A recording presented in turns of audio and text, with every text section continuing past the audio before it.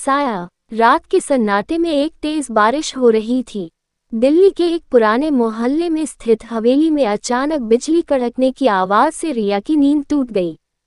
रिया एक युवा लेखिका थी जो इस हवेली में कुछ दिनों के लिए आई थी ताकि अपनी नई किताब के लिए प्रेरणा जुटा सके। हवेली के बारे में कहा जाता था कि यहाँ अजीब घटनाएं होती हैं, लेकिन रिया ने इन बातों पर कभी विश्वास नहीं किया। वह हमेशा खुद को तर्कशील मानती थी। वो उठकर खिड़की के पास गई और देखा कि बाहर का आंगन बारिश से भर चुका है। अचानक उसे महसूस हुआ कि कोई उसकी खिड़की के पास से गुजरा है। उसने तुरंत खिड़की खोली और बाहर झांक कर देखा। कोई नहीं था। अगली सुबह रिया ने हवेली के केयरटेकर रामलाल से पूछा, रामलाल काका, क्या यहाँ कोई और भी रहता है? रामलाल ने जवाब दिया, नहीं बिटिया, यहाँ सिर्फ मैं और आप ही हैं। रिया ने बात को नज़रअंदाज किया और अपने लेखन में लग गई। लेकिन रात होते ही उसे फिर वही आहट सुनाई दी। इस बार उसने साहस जुटाकर बाहर जाने का निर्णय लिया। मिसाल लेकर वह हवेली के पिछवाड़े पहुंची, जहां उसे मिट्टी में किसी के पैरों के निशान दिखाई दिए। निशान ताजे थे। अचानक किसी ने उसके कंधे पर हाथ रखा। वह डर के मारे चीख उठी। पीछे मुड़कर देखा तो रामलाल था। क्या हुआ बिटिया? रामलाल ने पूछा। ये निशान, ये किसके हैं? रिया ने कांपती आवाज में कहा। रामलाल ने गहरी सांस ली और कहा, ये हवेली वर्षों से वीरान थी, लेकिन कुछ महीने पहले एक लड़की यहाँ रहने आई थी। एक रात अचानक वह गायब हो गई। पुलिस ने बहुत तलाश की, लेकिन उसका कोई सुराग नहीं मिला। रिया ने चिंतित होकर पूछा, क्या उसका कुछ पता चला? रामलाल ने सिर हिलाते हुए कहा, नहीं, लेकिन उसके बाद से यहाँ अजीब घटनाएं शुरू हो गईं। रात में किसी के चलने की आवाजें, खिड़कियों पर किसी का साया। रिया ने सोचा कि शायद ये सब महज संयोग है, लेकिन अगले दिन जब उसने अपनी किताब का पन्ना पलटा तो उसमें खून के निशान थे। उसकी चीख सुनकर रामलाल भागता हुआ आया। रिया ने पन्ना दिखाया, लेकिन अब निशान गायब थे। रिया ने तय किया कि वह इस रहस्य को सुलझा कर ही रहेगी। उसने पुराने अखबारों की खोजबीन शुरू की और पाया कि गायब लड़की का नाम नेहा था। नेहा के परिवार ने पुलिस पर आरोप लगाया था कि वे मामले को गंभीरता से नहीं ले रहे। रिया ने नेहा के पुराने दोस्तों से मिलने का निश्चय किया। उसने पता लगाया कि नेहा के साथ आखिरी बार देखा गया व्यक्ति कोई और नहीं बल्कि रामलाल ही था। एक रात रिया ने रामलाल से सीधा सवाल किया, सच सच बताओ, नेहा कहाँ है? रामलाल का चेहरा सख्त हो गया। उसने कहा, बिटिया, कुछ बातें ऐसी होती हैं जो दफन ही रहनी चाहिए। रिया ने हिम्मत जुटाई और रामलाल के कमरे की तलाशी लेने का निश्चय किया। वहां उसे एक पुराना संदूक मिला। संदूक खोलते ही एक सड़ी गली लाश सामने थी। रिया का दिल जोर से धड़कने लगा।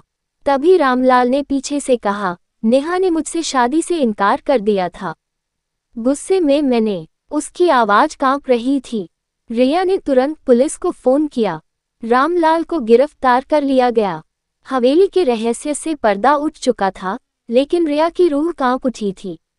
अंत में रिया ने उस हवेली को हमेशा के लिए छोड़ने का निर्णय लिया, लेकिन जाते समय उसे खिड़की पर वही साया दिखाई दिया।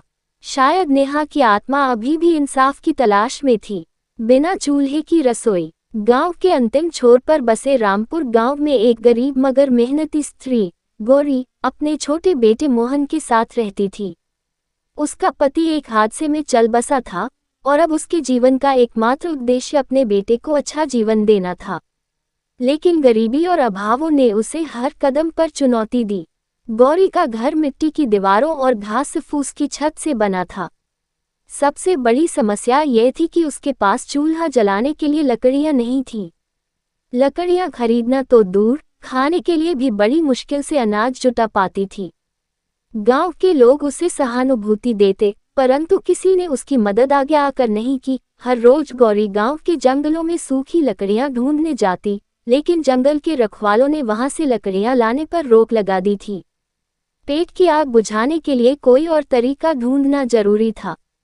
एक दिन गौरी ने सोचा, क्या बिना चूल्हे के भी खाना बनाया जा सकता है? ये सवाल उसे बेचैन कर रहा था। गांव की बूढ़ी दादी ने उसे सलाह दी, बेटी, पुरानी कहावत है, जहाँ चाह वहाँ राह। कुछ न कुछ उपाय तो होगा ही।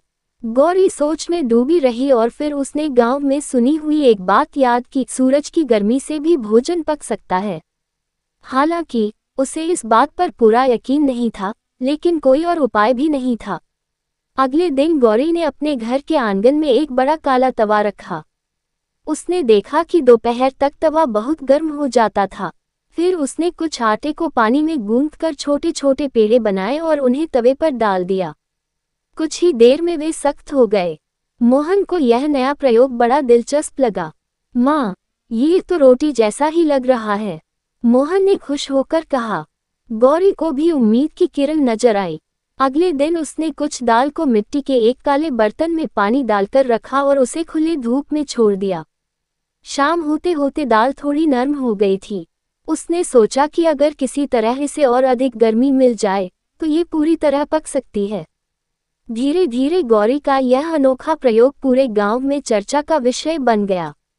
कुछ लोग इसे मजाक समझते तो कुछ इसे अद्भुत मानते। गांव की अन्य महिलाएं भी गौरी के पास आईं और पूछा, क्या ये सच में काम करता है? गौरी ने मुस्कुराते हुए कहा, अगर हमारे पास संसाधन कम हो तो हमें प्रकृति की मदद लेनी चाहिए। सूरज की गर्मी से भी हम खाना पका सकते हैं। गौरी ने अपनी तकनीक में और सुधार किया। उसने एक बड़ी लोहे की प्लेट ली और उसे चारों ओर से कांच के टुकड़ों से घेर दिया। इससे सूरज की किरणें केंद्रित होकर ज्यादा गर्मी उत्पन्न करने लगीं। अब उसकी दाल जल्दी पकने लगी। कुछ दिनों बाद गांव के सरपंच ने इस नए तरीके को देखा और उसे सराहा। उन्होंने गांव के अन्य गरीब परिवारों को भी इस तकनीक को अपनाने के लिए प्रेरित किया। धीरे धीरे गांव में लकड़ियों पर निर्भरता कम होने लगी और पर्यावरण भी सुरक्षित रहने लगा। गौरी का ये प्रयास केवल उसकी भूख मिटाने तक सीमित नहीं रहा, बल्कि यह गांव के लिए एक नई सीख बन गया। उसके बिना चूल्हे की रसोई ने सबको सिखाया कि इच्छाशक्ति और बुद्धिमानी से कोई भी समस्या हल की जा सकती है। गौरी का नाम पूरे इलाके में प्रसिद्ध हो गया और सरकार ने भी उसकी इस खोज को सम्मानित किया। उसकी छोटी सी कोशिश ने न केवल उसके घर की बल्कि पूरे गांव की तकदीर बदल दी। जहां चाह वहां राह, इस कहावत को सच कर दिखाया गौरी ने।